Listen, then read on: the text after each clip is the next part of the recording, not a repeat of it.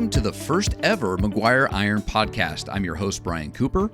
I'm the Director of Marketing at Maguire Iron, and we're excited to be launching this podcast as a way to share our over 100 years of water tower expertise with you. At Maguire Iron, our tagline is Water Tower Experts. And in keeping with that, we want to bring in guests from Maguire Iron and our other industry partners to talk about all aspects of water towers and water tanks. Everything from why they exist, how they're built, to what it takes to maintain them and the coatings used to keep them looking great. My very special guest on the first ever Maguire Iron podcast is one of the owners of the company and also the president, Gene Jones Jr. Gene, thank you for joining me for one of the first of many podcasts all about water tanks and water towers. Thanks, Brian. This is a great opportunity, I think, for us to speak to why Maguire Iron is the industry leader in water tanks. So excited to be a part of it and look forward to it. Let's start at the very beginning. 1915, Ed Maguire. Tell me how this company was founded and where it all got started. Ed Maguire, who my dad bought the company from in 1958, was somewhat of a pioneer. He started the company, basically did Baltic bleeder systems for elevated water tanks, which simply put, it kept corrosion from taking place inside of water tanks. It minimized electrolysis on the interiors and of tanks, and so they wouldn't corrode and they wouldn't pit. And so that's kind of how he built his company through the decades. And my dad and his brother Dick worked with Ed Maguire starting in the early 1950s after having spent some time with one of our premier competitors, Water Tower Paint and Repair. And worked with Ed Maguire then from the early 50s until they bought him out in 1958. What made your dad say, I want to work on water towers? Where did his drive for that come from? I think he was a working man. He was going to school. Part of it was by necessity. Their family was relatively poor, didn't have very much for means, and so it was important for them to be able to work and provide food on the table for himself and his mom and dad, brother and sister. So he was a worker. He liked getting his hands dirty. He got in the middle of things. He was all about putting in a hard day's work and getting a fair paycheck and then having some fun with that at the end of the day. And then wrangled your uncle into the business as well. Uncle Dick, 5 foot tall, just an absolute energy ball. When we were growing up, Uncle Dick always had the fastest cars, the fastest snowmobiles. He was just a character with a lot of energy, and he and Dad really complemented each other well. Uncle Dick was the guy out in the field that ran the crews, made sure the production efficiencies were where they needed to be, and Dad was the guy out selling the work. Mom was actually in the office doing the accounting and the payroll, and so it was truly a family business, small family business, and they just worked hard together and really did a nice job and early on of taking care of our customers and doing things the way that we like to do them today, pleasing our customers. So this all started, with your dad in the 50s and bought it from Ed in 58. Where did it go from there? What got us from 1958 from your dad buying the company to where you guys are today? Through the 1960s and the 1970s, Dad and Uncle Dick acquired 3 or 4 different competitors. Small companies, maybe 1 or 2 crew operations that had some contracts with different municipalities in the Midwest. They primarily worked in the Dakotas, Nebraska, Iowa, and Minnesota. That was our footprint back in the 60s and 70s. they just continued to grow the company through maintenance contracts, through providing interior coatings, which they were kind of the pioneer in the late 60s and early 70s with implementing an epoxy lining on the interior. And with that, they put a guarantee on that coating system for an extended period of time. And they kind of pioneered the industry with that. And through the 60s and 70s, there was a lot of growth in the painting and repairing side of the company. And then in the 1980s is when we entered into the new tank industry, bought a company out of Slayton, Minnesota, and started building new tanks in 1982. So Maguire Iron today is tank repair and maintenance and new tanks, and it sets Maguire apart from a lot of other people in the industry that we build and maintain all shapes, styles of water tanks. Correct. Unlike most of our competitors in the water tank industry, either they're tank builders or they maintain and repair existing tanks. Maguire Iron started out as a service company, painting and repairing tanks.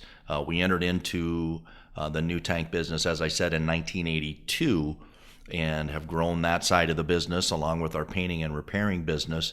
And because we come from a background of service and providing maintenance, I think it speaks to why we take such great care of our customers and really take pride in delivering quality service, high level, high quality finished products in our new tank line, and genuinely differentiates us from the competition, because we have had significant success in the new tank market and the painting and repairing market, where people that are in the new tank business have tried to have some success in painting and repairing and maintenance, and haven't had the success that our company has had over the last 60 years that it's been in the Jones family. And talking about the Jones family, that's another thing that really sets Maguire Iron apart, is it's still family owned. Ed Maguire had it, your dad bought it, like you said, in 58, and now you and two of your brothers continue to carry the torch that your dad started. Talk a little bit about how that works in the company.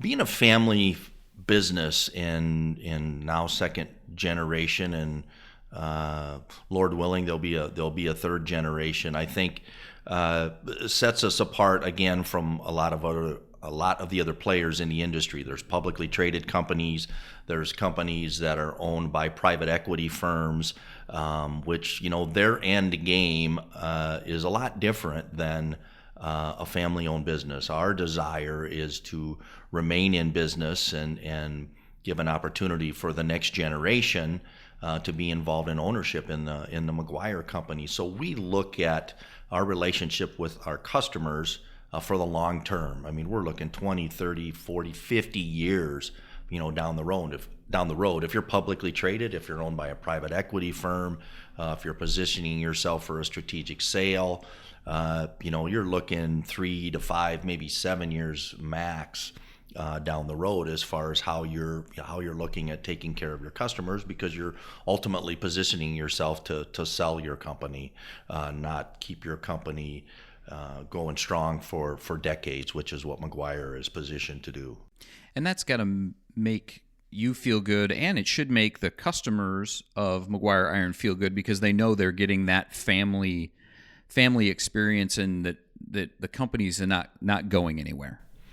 We have some clients that we've had a part of the Maguire family, a part of the Maguire maintenance program for over 30 years, and we'll continue to have those relationships with those people, and I would expect we will have customers that will be with us for 50, 60, 70 years as this transitions into the next generation. So, the continuity, understanding that we're going to deliver at a high level and a consistent level, for the foreseeable future is very comforting for our customer base and for our owners. They really appreciate seeing the succession from first generation, second generation, and potentially the third generation. We talk a lot about, the family and being part of the Maguire family, and we look at our customers as part of that family. One of the examples that comes to my mind right off the top of my head is Lindsay, Nebraska. We've been maintaining that water tower since it was built in 1923 when Ed Maguire ran the company. Well, today, we're right now on site building them a new water tower, and they've been with us for the whole time. I think that's just a great testament to the company and what the Maguire family really means. That's truly, I think, embodies the uniqueness that our company brings to the table that a lot of other companies can't bring, is our longevity, the fact that we build tanks, then we can maintain it for decades. And, in the case of Lindsay, Nebraska, an older style tank that was built in the early part of the 1900s and basically functioned for close to 100 years. They've outgrown that tank now, and so now we're able to build them a new tank, and we'll continue to maintain the new tank that we finished for them for the foreseeable future as well. Those are just great testaments to the company, its longevity. But another thing that, is a testament to is the core values that Maguire believes in. And I think that's why the company has had so much success over 100 years, is the core values that Maguire believes in and, carries out every day. Our core values, I think, speak to the heart and soul of the Maguire companies. We put them down on paper and have been very focused about, how we're messaging that to our coworkers and to our customers, and that's just in the last 10 years. But I'm here to tell you, it's been a part of the values of our company and our family for decades. And today we lift those up. It's about growing our family. It's about our commitment to safety, passion for service, building on integrity, and we strive for excellence. All of these values are like I said, it's the backbone, it's the heart of the people that work at Maguire, and we look for the people that we work with every day to live these core values.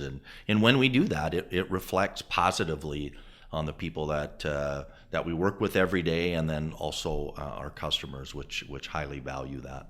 And that all works into the vision to protect and store quality water. At the end of the day, Maguire Iron exists to take care of communities, rural water districts, those type of customers that are delivering the most precious resource that we have, which is water.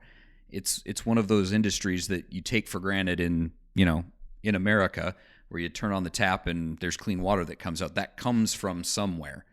How does that make you feel to be part of a company that provides one of the basic human needs?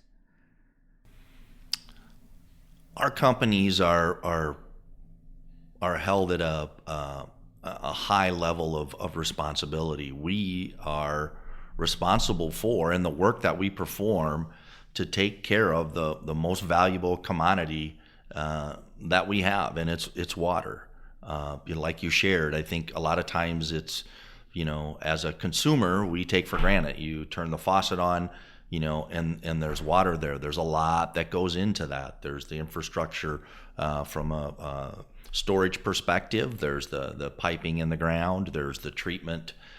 There's the well system. There's so much that goes into delivering quality water, and our company plays a significant role in providing storage and maintaining that storage, which at the end of the day, without those two pieces of infrastructure in place, you're not going to be able to deliver that quality water that's so essential to everything that we do. Without water, we can't survive. So it's the most valuable commodity that we have here on this earth, and it's it's an honor actually to work with a company that has responsibility for taking care of water and making sure that we're a piece of the puzzle that delivers quality water. And the thing is you talk about that scarce resource. It's only going to get scarcer as we go through time. And so being a part of that to just help these communities, help deliver the best water they can and store it is super important for a lot of these communities. That's one of the blessings that we're able to participate in industry such as the water industry. Yeah, the quality of water is at the forefront of all of the governmental regulations, and without quality water, we can't provide housing. We can't do so many things that are essential for us to live our day-to-day lives. So absolutely being a part of that industry is key for Maguire. There's always going to be focus and attention on storage for quality water. So we feel our company is positioned in a great way for today. It was for yesterday, and most definitely in the future. And the thing is we've seen a lot of growth at Maguire Iron. We talk about that history, where we're at currently, but we keep expanding because we keep finding needs of customers out there who are in need of the services that Maguire provides. Well, as I shared earlier, in the early days when Dad and Uncle Dick were starting the company and growing the company, we worked in 3 to 5 states in the upper Midwest. Today, we're actively bidding and performing work in 35 states. And that's a testimonial to the services we provide for the people that are out there needing these services, inquire constantly and consistently and ask for our services to paint tanks, to build tanks all over the United States. And I think that's a testimonial to the quality work we provide and to the great people that work in our organization. One of my last questions is, one of the fun things about Maguire Iron is, you're part of this mission of storing and protecting quality water, but the other thing you're doing is you drive into any community all around the country, and what's the first thing you see? It's their water tower. I mean, these water towers provide a couple of different functions for cities. They help deliver water, fire suppression, that kind of stuff. But they're also, a lot of these small communities you drive into, everybody knows them because of their water tower. It's a really cool thing to see. It's the billboard for the city. It's how they let people know that you've arrived in their community. And a lot of cities will put ornate logos. They'll use unique colors. Most communities put the name of their community on their tank, and it's a source of pride. And when they build new tanks, it's a great opportunity to lift up maybe their high school sports teams and their logos that way, city logos, and it's just a great way to utilize what is everyday infrastructure, and to lift up and set communities apart and show some pride on behalf of that specific community.